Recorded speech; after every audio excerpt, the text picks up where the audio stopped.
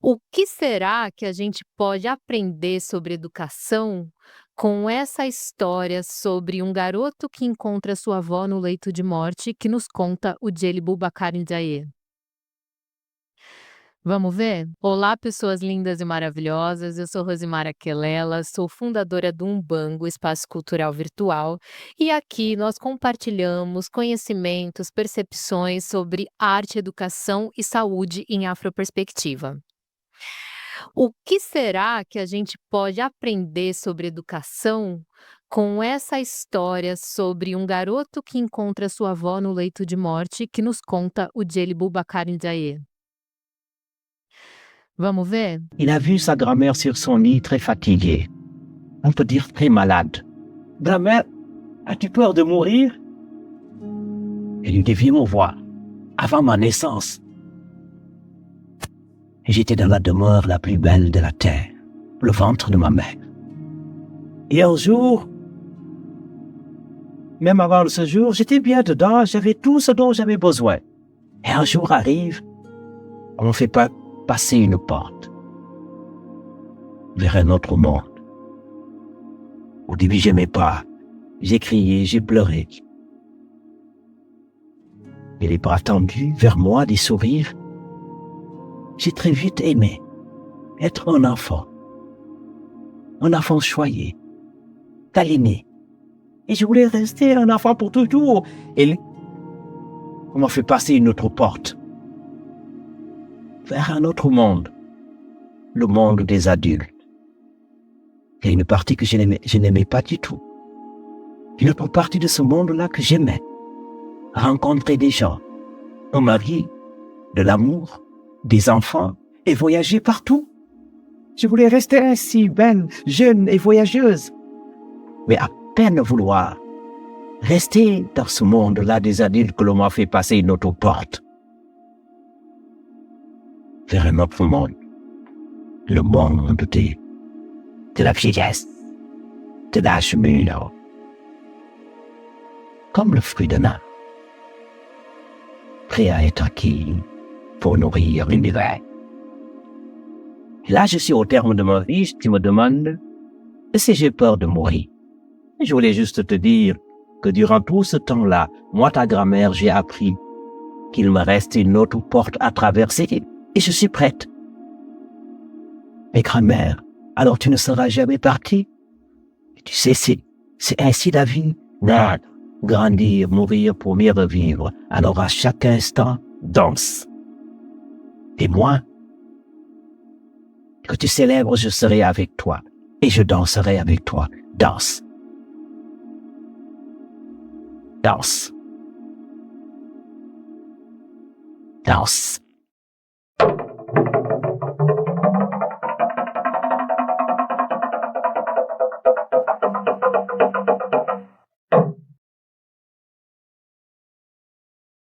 Uau, que história! Enfim, a interpretação dele é maravilhosa e essa história traz muito sobre ancestralidade, sobre ciclicidade da vida, sobre o processo de aprendizagem, mas eu quero que a gente volte os nossos olhos aqui para a questão dos portais que a avó fala para o garoto. Ela fala que ela passa por um portal e aí ela se depara com um processo de vida. No momento inicial ela não gosta, é muito difícil para ela, mas depois ela passa a se sentir bem, a compreender aquele processo, até que ela vai para um outro portal. Olha que interessante isso. Ela está falando de processo de aprendizagem, já começa aí a nossa sabedoria. Mas tem uma coisa muito interessante que eu quero pensar para vocês, que é, por cada portal que ela passa, ela assume o tempo daquele portal. Ela entra naquele tempo. Ela não fica rememorando e querendo voltar para o portal anterior. Ela se assume no tempo.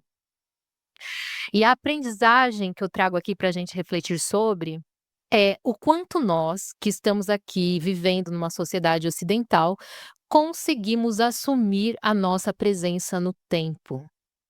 O quanto a gente dialoga com o processo de ser criança, de ser adulto, de envelhecer. Isso dentro da nossa sociedade é muito complicado. né. Basta ver o lugar que tem as crianças e as pessoas idosas como seres que atrapalham o mundo. Mas o foco desse vídeo aqui não é esse. Então ela faz esse processo de mergulhar no tempo no qual ela está e se assume naquele tempo. Como que você se relaciona com a criança? Como um adulto ou como outra criança? E por que que eu trago isso? Porque muitas vezes eu já vi, eu também já fui essa pessoa e foi necessário mover muitos conhecimentos dentro de mim para eu conseguir me colocar no tempo onde eu estou agora, que é o de uma pessoa adulta. Mas eu já vi muitos pais, mães, professores, educadores, terapeutas dialogando com as crianças como se fosse uma outra criança, no sentido de não compreender o que está se passando com aquela criança. Eu vou dar para vocês um exemplo. Muitas vezes a gente vê uma criança frustrada, chorando, e a pessoa que está com essa criança começa: "Engole o choro, para com isso, ai nem precisa tanto, nem doeu tanto", invalidando completamente a emoção daquela criança. Se a gente for pensar no processo de desenvolvimento, aquela criança teve pouquíssimas situações de dor na vida, e ela não tem repertório para lidar com a dor. Então quando dói, ela sente e chora, ela reage. E aí qual é a nossa função nesse lugar, quando a gente toma o lugar de adulto? A gente para, acolhe e depois conversa. Então é muito importante a gente perceber isso. Por que que muitas vezes a gente quer que a criança tenha um controle da emoção dela que nem a gente tem, que nem a gente consegue ter, que nem a gente consegue perceber. A gente quer que a criança haja certo, como se ela já soubesse de tudo e ela ainda não sabe. Obviamente que as crianças vêm do mundo ancestral com muitos conhecimentos e trazem também muita sabedoria. No entanto, tem coisas da vida cotidiana que elas ainda não dominam. E que a gente precisa ser intermediário entre a criança e o mundo. Um outro exemplo que eu vou trazer aqui, e esse está no nosso cotidiano completamente, é a questão de crianças que dormem muito tarde, de famílias que não promovem uma higiene do sono para que essa criança tenha ali um horário determinado para dormir, um horário determinado para acordar. A gente tem também a questão, por exemplo, de uma criança que fica horas e horas e horas e horas ali na frente das telas, jogando videogame, vendo videozinho. Qual é a questão? Qual é o problema dessas 2 situações? Primeiramente, o sono é fundamental para o nosso sistema de memória. E se a gente tem o nosso sistema de memória prejudicado, sobretudo na infância, a gente tem diminuição da nossa capacidade de aprendizagem. Então é muito importante que a gente conecte a criança com o ciclo circadiano dela e ajude ela a desenvolver o sono saudável. Cuidando disso, tomando o nosso lugar de adulto e cuidando disso, sabendo que é tão importante para o desenvolvimento dela essa manutenção da memória. Quando a gente fala das telas, dos games e afins, é mais complicado ainda. Porque todos esses mecanismos criados pelas grandes mídias, pelos jogos e pelos mecanismos de entretenimento da nossa sociedade, eles são feitos completamente para cooptar a atenção das pessoas. E aí o que que acontece quando uma criança tem contato com o mundo virtual muito precocemente? Primeiro, ela não consegue distinguir direito o mundo virtual do mundo material. E isso vai gerar muita confusão para o processo de desenvolvimento dela. Uma outra questão é a perda de memória. A memória fica mais fraca, o mecanismo de atenção também fica prejudicado.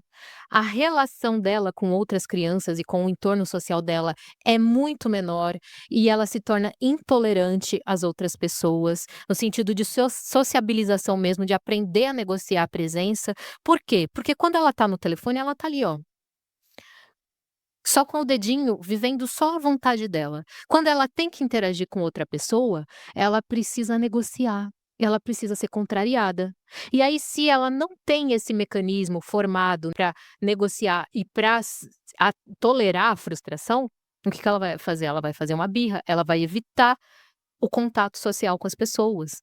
Então, assim, é muito sério quando a gente pensa nesse lugar. Sim, temos que tomar o nosso lugar de adulto e limitar esses hábitos.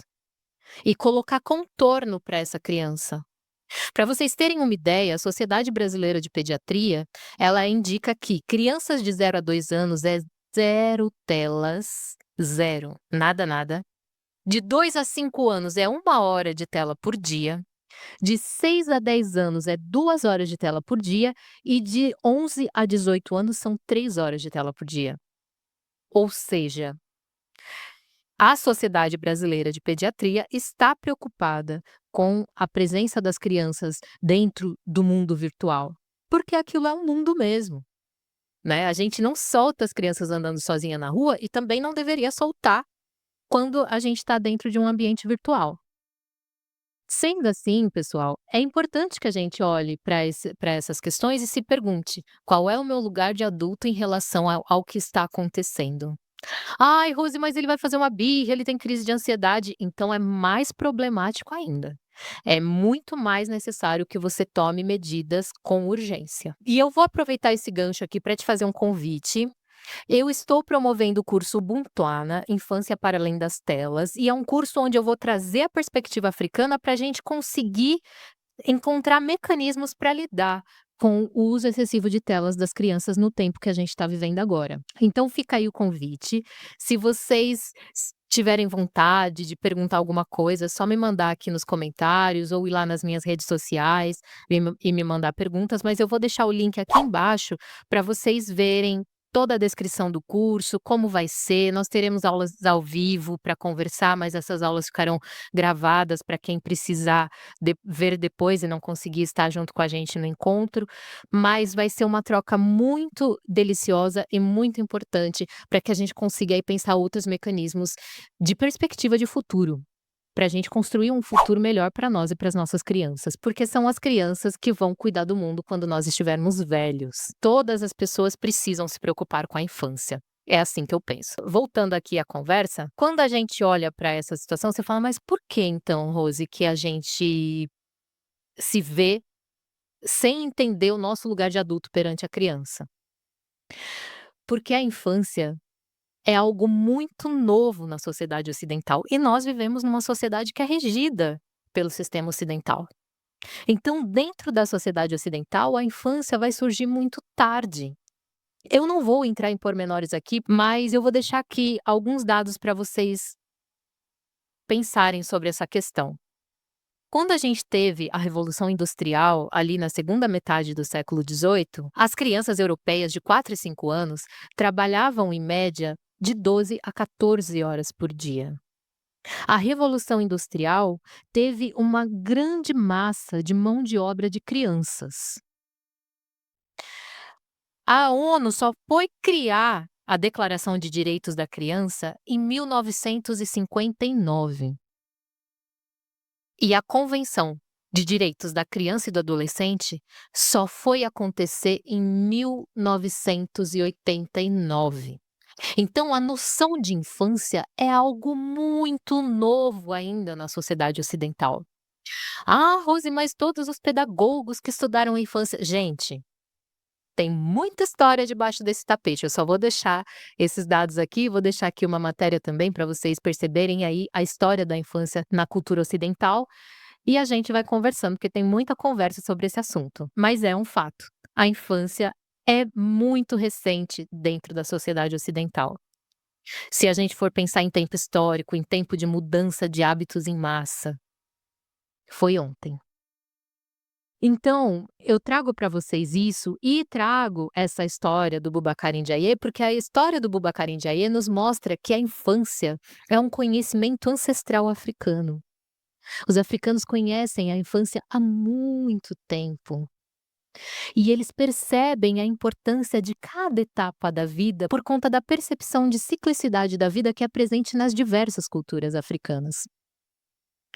Então, tem aí uma questão muito importante, que é, quando a gente entra em contato com a cultura africana, a gente começa a perceber meios para lidar com a infância. E isso faz com que a gente consiga encontrar caminhos para lidar com o que acontece no nosso mundo atual. Porque ao contrário do que muita gente pensa, a África não é algo que ficou lá no passado, algo arcaico. Muito pelo contrário, existem conhecimentos dentro das culturas e filosofias africanas que podem ajudar a gente a solucionar inúmeros problemas dentro da sociedade na qual estamos vivendo. Então, era isso que eu tinha para compartilhar com vocês, essa preciosidade dessa história e essa reflexão. Deixa aqui nos comentários como que é para você lidar com a infância, se você já tinha pensado nessa questão. Comenta aqui comigo. Se você se sentiu tocada, se sentiu tocado por esse vídeo, deixa aí o seu like para que outras pessoas, assim como você, possam ter acesso a esse vídeo. E é isso, gente. Agradeço que você me escutou até aqui. E tu, Estamos juntos.